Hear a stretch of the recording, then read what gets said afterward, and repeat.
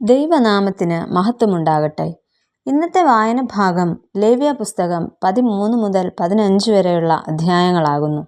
ഇന്നത്തെ കുറിവാക്യം പുറപ്പാട് 6-ാം അധ്യായം 20-ാം വാക്യം. അമ്രാം തൻ്റെ പിതാവിൻ്റെ സഹോദരിയായ യോഖേബെദിനെ വിവാഹം കഴിച്ചു.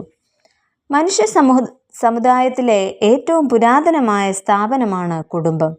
ആദിയിൽ മനുഷ്യോൽപ്പത്തിയിൽ തന്നെ അതിന് തുടക്കം കുറിക്കുന്നതായി നമുക്ക് കാണുവാനായിട്ട് കഴിയും. സമൂഹത്തിൻ്റെ അടിത്തറ എന്ന് വിശേഷിപ്പിക്കുന്നത് കുടുംബങ്ങളെയാണ്. അടിത്തറ ഇളകിയാൽ സമൂഹത്തിൻ്റെ നിലനിൽപ്പ് തന്നെ ആശങ്കയിലാകും. എന്നാൽ ഇന്ന് നാം പരിചയപ്പെടുന്നത് ഒരു കുടുംബത്തിൻ്റെ നെടും തൂണായിരുന്ന യോഖേബെദിനെ കുറിച്ചാണ്. ആരാണ് യോഖേബെദ്? ഈജിപ്തിൽ താമസമാക്കിയതിനു ശേഷം ലേവിക്ക് ജനിച്ച മകളാണ് യോഖേബെദ്. മോശയുടെ മാതാവാണ് യോഖേബെദ്. എന്നാൽ മോശയുടെ മാതാപിതാക്കളെക്കുറിച്ച് പറയുന്ന 2 വേദഭാഗങ്ങളാണ് ഉള്ളത്. പുറപ്പാട് പുസ്തകം 6-ാം അധ്യായത്തിൻ്റെ 20-ാം വാക്യത്തിലും സംഖ്യാപുസ്തകം 26-ാം അധ്യായം 59-ാം വാക്യത്തിലും.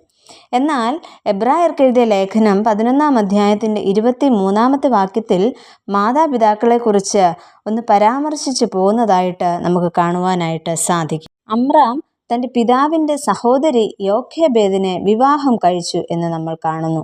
ഇവരുടെ മക്കളാണ് മിരിയാം, അഹരോൻ, മോശെ.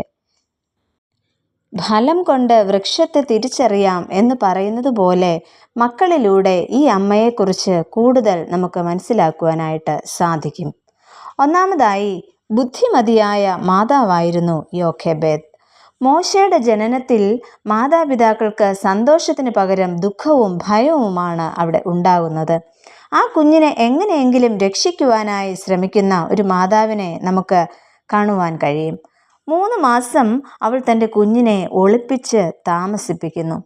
ഭവനത്തിൽ തൻ്റെ കുഞ്ഞിനെ സംരക്ഷിക്കുവാൻ പ്രയാസമേറിയ ഘട്ടത്തിലാണ് മാതാവിന് ദൈവം സ്വതസിദ്ധമായി നൽകിയ ബുദ്ധി പ്രവർത്തിപ്പിച്ചു തുടങ്ങുന്നത്. ആദ്യം തൻ്റെ പദ്ധതി തയ്യാറാക്കുവാൻ 7 വയസ്സ് പ്രായമുള്ള തൻ്റെ മകളെയും കൂടെ കൂട്ടുന്നതായി നമുക്ക് കാണാം. ഞാങ്ങണ പെട്ടകത്തിൽ കുഞ്ഞിനെ കിടത്തുന്നു. എന്നാൽ ബുദ്ധിമതിയായ ആ മാതാവിന് ലഭിച്ചത് മനസ്ഥൈര്യമുള്ള ഒരു മകളെ തന്നെയാണ്. അമ്മയുടെ ബുദ്ധി കുഞ്ഞിനെ നദിയിൽ വയ്ക്കുന്നതുവരെയാണെങ്കിൽ മകൾ അതിലും ഒരു പടി മുന്നിലാണ്. ഇവിടെ ആ കുട്ടിക്ക് എന്ത് സംഭവിക്കുന്നു എന്നറിയുവാൻ ധൈര്യത്തോടെ സഹോദരിയായ മിരിയാം കാത്തു നിൽക്കുന്നു. മിരിയാമിൻ്റെ തക്ക സമയത്തെ ഇടപെടലിലൂടെ സ്വന്തം കുട്ടിയെ ഫറവോൻ്റെ മകളുടെ കയ്യിൽ നിന്നും ശമ്പളം വാങ്ങി വളർത്തുവാനായിട്ട് ആ അമ്മയ്ക്ക് ഭാഗ്യം ലഭിക്കുന്നു. ഒരു സാധാരണക്കാരി സ്ത്രീയുടെ ബുദ്ധിവൈഭവമാണ് നമ്മൾ ഇവിടെ കണ്ടത്. രണ്ടാമതായി, അസാധാരണമായ ദൈവഭക്തിയും വിശ്വാസവുമുള്ള സ്ത്രീയായിരുന്നു യോഖേബെദ്. പുരോഹിത വംശത്തിൽ ജനിച്ച യോഖേബെദ് അതേ വംശത്തിൽ തന്നെ വിവാഹം ചെയ്യപ്പെടുന്നു. ഉത്തമയായ സ്ത്രീയായിരുന്നു യോഖേബെദ്. അതിനാൽ ഇസ്രായേലിൻ്റെ ദൈവമായ യഹോവയെക്കുറിച്ചുള്ള ജ്ഞാനത്തിലും ഭക്തിയിലുമാണ് അവൾ ജീവിച്ചതും തൻ്റെ മക്കളെ വളർത്തിയതും. യഹോവയായ ദൈവത്തിലുള്ള ആ മാതാവിൻ്റെ വിശ്വാസത്തിൻ്റെ പ്രതിഫലം തന്നെയാണ് അവൾക്ക് ലഭിച്ചത്. ഉറച്ച ആ വിശ്വാസത്തിൻ്റെ പ്രതിഫലമാണ് ഒരു പോറൽ പോലും ഏൽക്കാതെ സ്വന്തം കുഞ്ഞിനെ സംരക്ഷിക്കുവാനും വളർത്തുവാനും സാധിച്ചത്. ഇവിടെ ദൈവഭക്തിയുള്ള സ്ത്രീയുടെ മക്കൾ അനുഗ്രഹിക്കപ്പെട്ടവരായി തീരുന്നതായിട്ട് നമുക്ക് കാണുവാനായിട്ട് കഴിയും. ദൈവവിശ്വാസത്തിൽ വളർത്തിക്കൊണ്ടുവന്ന മക്കൾ ഉന്നത നിലയിൽ എത്തിച്ചേരുന്നു.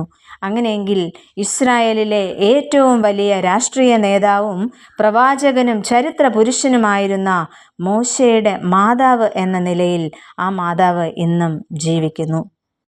നമുക്ക് പ്രാർത്ഥിക്കാം. പ്രിയ കർത്താവേ, സ്വതസിദ്ധമായി അവിടുന്ന് ഞങ്ങൾക്ക് നൽകിയിട്ടുള്ള കഴിവുകൾ പ്രയോജനപ്പെടുത്തുവാനും ദൈവത്തിൽ ആശ്രയിച്ച് ജീവിക്കുവാനും ഞങ്ങളെ സഹായിക്കണമേ. ആമേൻ.